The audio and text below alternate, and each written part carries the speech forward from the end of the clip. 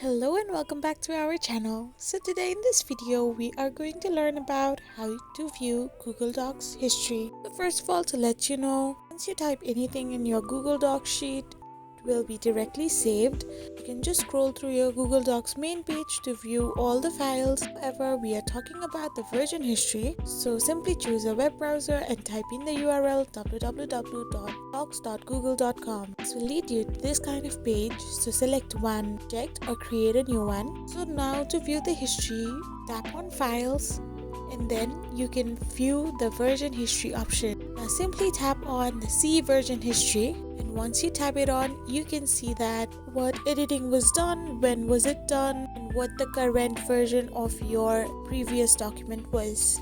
So this way you can view the history on Google Docs.